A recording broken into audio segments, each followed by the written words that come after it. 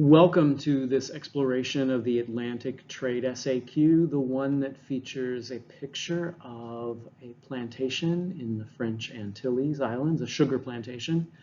You do see images on the AP exam.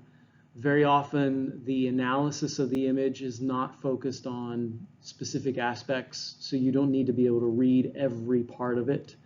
But overall, the general idea behind the image and one or two important elements from the image.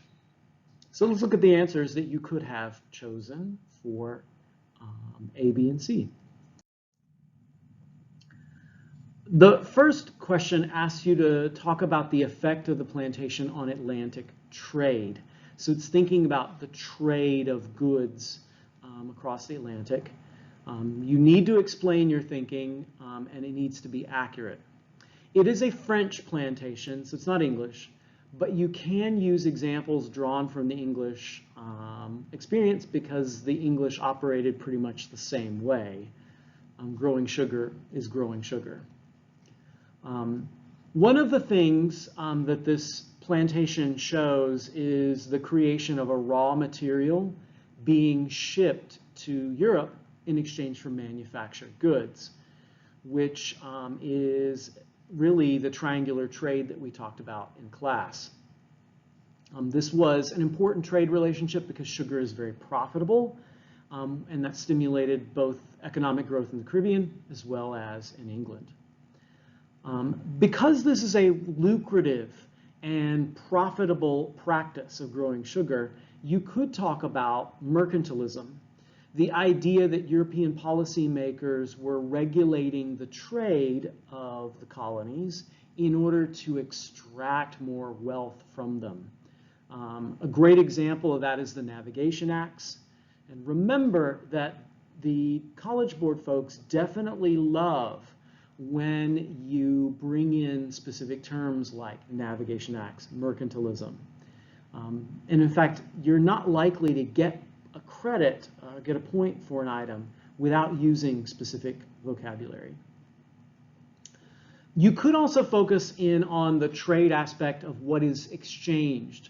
So in this system of triangular trade, sugar grown in the Caribbean also ends up being turned into rum in New England, which then sometimes gets exchanged for enslaved folks in West Africa.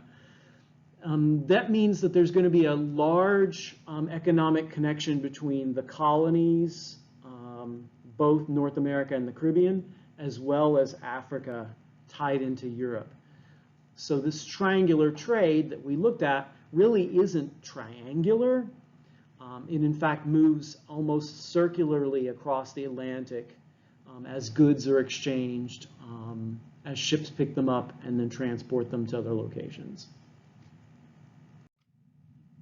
B is about labor systems. Now notice labor systems does then limit you to only talking about labor and not trade, whereas A was about trade, and you could talk about anything that's traded. The labor systems argument in terms of this image is really going to boil down to enslavement. The African slave trade is going to fuel the growth of the sugar plantations by providing the labor needed to grow that sugar. It is also a brutally awful system of enslavement and work life that means that about every 10 years, the sugar plantations replace their entire enslaved populations with new folks. It's so brutal. One of the other effects that you could talk about is the creation of race-based slavery. Not only is a labor system going to development of enslavement, but there will be a race-based nature to that, where the automatic assumption is going to be enslaved people must be African, they will have dark skin, and they deserve their enslavement. They can pass their enslavement on to others, mothers to children, and that kind of race-based system cements West African slavery as the key, a very key defining feature of the New World labor.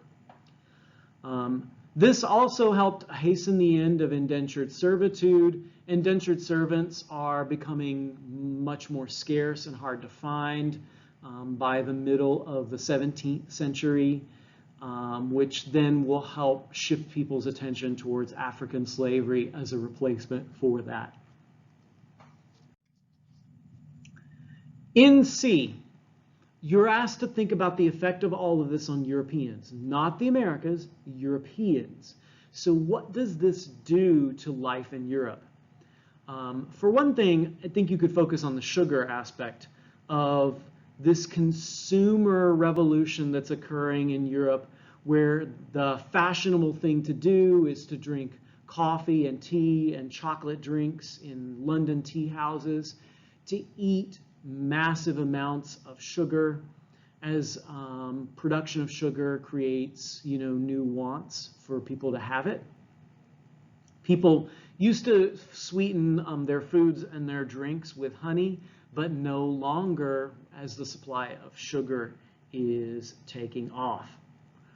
I think another way you could go with this is to talk about the growth of mercantilist ideas. Sugar is so profitable, European powers want to regulate that because they're in competition with each other. And it's not good for England to just let the Dutch make money. England wants to make money. So we're actually going to see more and more wars. The sort of launching of these wars originally for the Navigation Acts was conflict between the English and the Dutch. So trade is going to become a key part of many of these conflicts, starting especially after 1690. But it's also going to have a massive impact on European economic growth. It has been hypothesized by historians that the profits of sugar helped fuel the Industrial Revolution in England. This is the argument of Joseph Inakori and others, that sugar's money-generating power went partially back to the English people who owned those plantations and made money off of the backs of enslaved Africans. Okay, that has been our look at the Atlantic Trade SAQ. Remember that these are generally the things that I would expect to see. Obviously, a grader has to read what you write and determine if what you write is explained clearly enough, uses vocabulary, and is historically accurate.